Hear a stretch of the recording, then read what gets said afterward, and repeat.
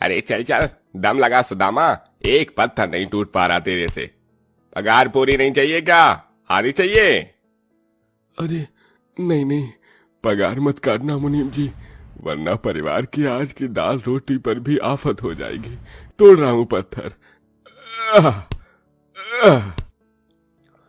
दोपहर की चिलचिलाती धूप में जहां अमीर अपनी आलीशान चार दीवारी में बैठे थे, वहीं मजदूरों के संग संग गरीब तबके का बूढ़ा सुदामा गठिया रोग से ग्रसित होकर भी पत्थर तोड़ रहा था।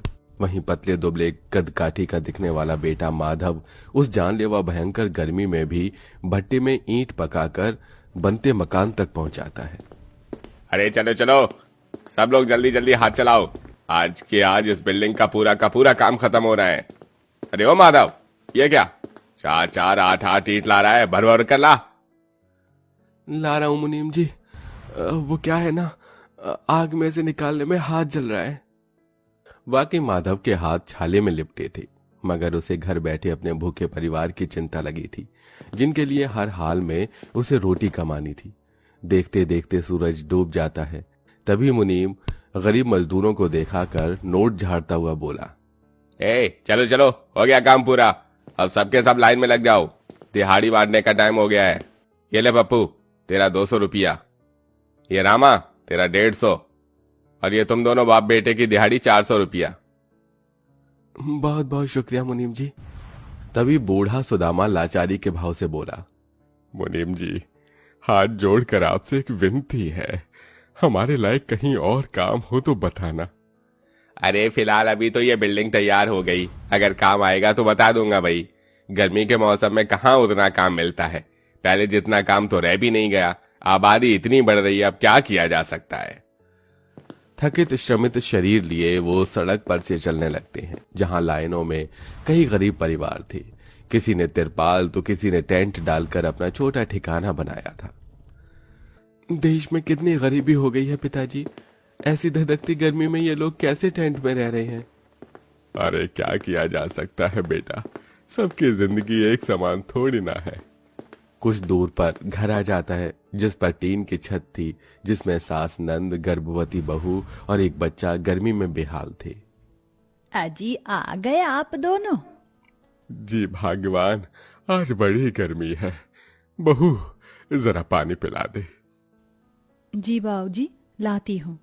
थोड़ी देर में पूरा परिवार खाना खाते हैं। तभी रात के 9 बजे मकान मालिक किराए के लिए आ जाता है। अरे कोई है? कहाँ मर गए? नीलम बहन, देख कर आ, कौन है दरवाजे पे? भैया, मकान मालिक आया हुआ है। माधव थाली छोड़कर आता है। क्यों रे माधव, आज 25 तारीख हो गई, 15 तारीख को महीना लगता है, कभी भी तू टाइम से किराया नहीं देता।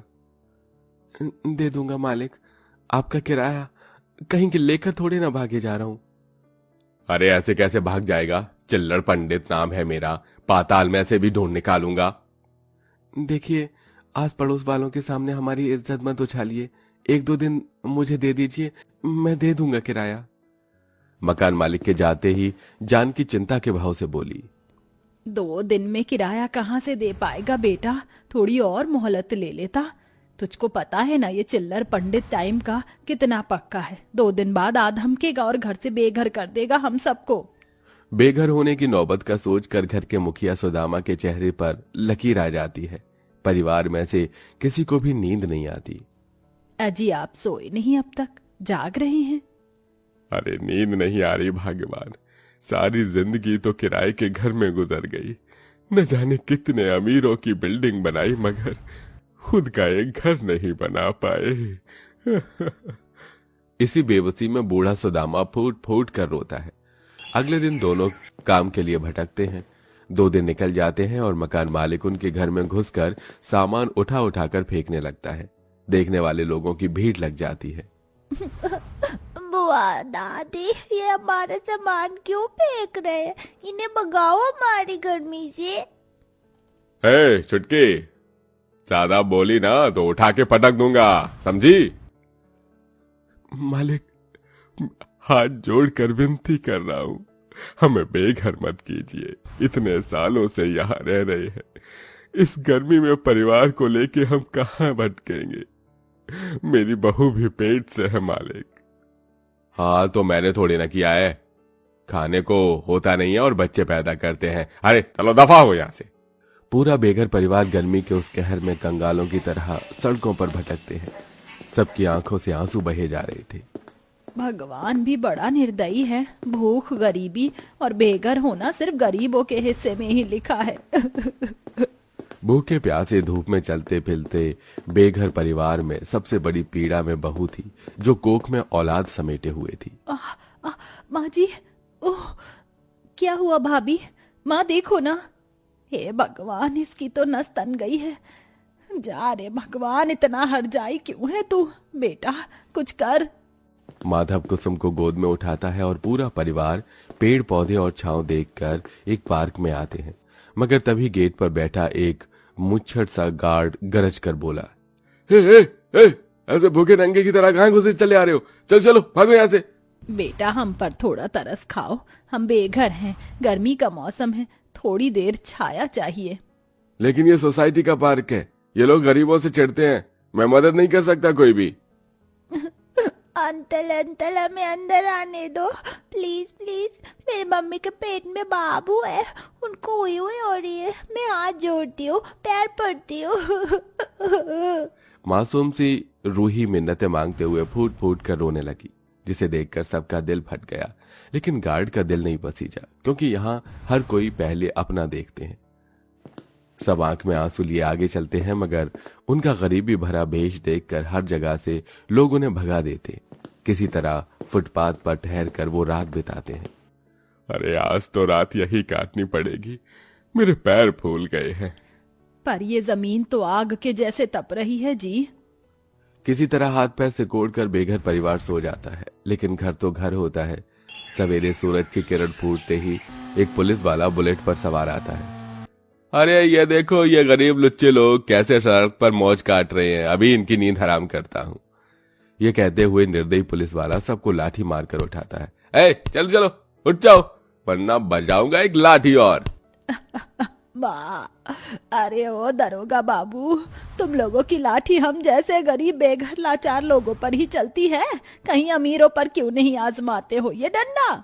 असहनी सच सुनकर पुलिस वाला दांत पीसकर एक और लाठी बूढ़ी जानकी की पतली दुबली पीठ पर दे मारता है। जानकी मचल कर रह जाती है। माँ, ओहो।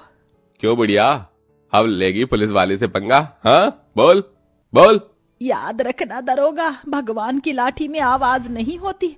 गरीबों को जितना सता लो, वो बैठा हुआ सब देख रहा है। बोल बढ़िया। हाँ ओ बढ़िया, बोलेगी ज्यादा हड्डी तोड़ दूंगा। बाप की सड़क समझकर डेरा जमा लेते हो, चले जाओ यहां से। अरे जा रहे हैं साहब, बस जा रहे हैं।